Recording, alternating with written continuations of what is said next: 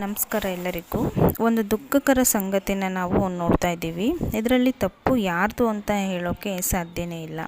ಆದರೂ ಆ ಹುಡುಗ ಮಾಡಿದ್ದು ತುಂಬಾ ದೊಡ್ಡ ತಪ್ಪು. ಯಾರೇ ಆಗಲಿ ಪ್ರಾಣ ತೆಗೆಯುವಷ್ಟು ಹಕ್ಕು ಯಾರಿಗೂ ಕೊಟ್ಟಿಲ್ಲ. ಅಷ್ಟು ಸಿಟ್ಟು ಆಕ್ರೋಶ ಬಹುಶಃ ನಮ್ಮ ಹಿಂದೂ ಧರ್ಮದವರಿಗೆ ಕನಸಲ್ಲೂ ಬರಲ್ಲ ಅನಿಸುತ್ತೆ. ನನಗೆ ಸಿಗಲಿಲ್ಲ ಅಂದರೂ ಪರವಾಗಿಲ್ಲ ಗುರು, ಅವಳು ಚೆನ್ನಾಗಿದ್ಲಿ ಅಂತ ಹೇಳ್ತಾರೆ. ಬಟ್ ಇಲ್ಲಿ ಕೈ ಮೀರಿ ತಪ್ಪಾಯಿತು. ಈ ತಪ್ಪಿಗೆ, ಆ ಸಾವಿಗೆ ನ್ಯಾಯ ಸಿಗುತ್ತೋ ಇಲ್ವೋ ಗೊತ್ತಿಲ್ಲ. ಯಾಕಂದರೆ ಈಗ ಎಲೆಕ್ಷನ್ ಅಂತ ಈ ಕೇಸ್ನ ದೊಡ್ಡದು ಮಾಡೋಕ್ಕೆ ಬಿಡೋಲ್ಲ. ಕಾಲೇಜ್ ಕ್ಯಾಂಪಸ್ಸಲ್ಲಿ ಅಷ್ಟು ಜನಗಳ ಮುಂದೆ ಚಾಕು ಹಾಕುವಾಗ ಅಲ್ಲಿ ನೋಡ್ತಾ ನಿಂತ್ಕೊಂಡಿರ್ತಾರೆ, ವಿಡಿಯೋ ಮಾಡ್ತಾ ಇರ್ತಾರೆ. ಯಾಕೆ ಮುಂದೆ ಹೋಗಿ ಬಿಡಿಸಲ್ಲ? ಸಾವನ್ನ ತಪ್ಪಿಸ್ಬೋದಿತ್ತಲ್ವ? ಆ ತಂದೆ ತಾಯಿಗಳು ಮಕ್ಕಳು ಬರೋದನ್ನು ಕಾಯ್ತಾ ಇರ್ತಾರೆ. ಹೆಣವಾಗಿ ಬಂದರೆ ಆ ನೋವನ್ನು ಹೇಳೋಕ್ಕೆ ಸಾಧ್ಯನೇ ಇಲ್ಲ.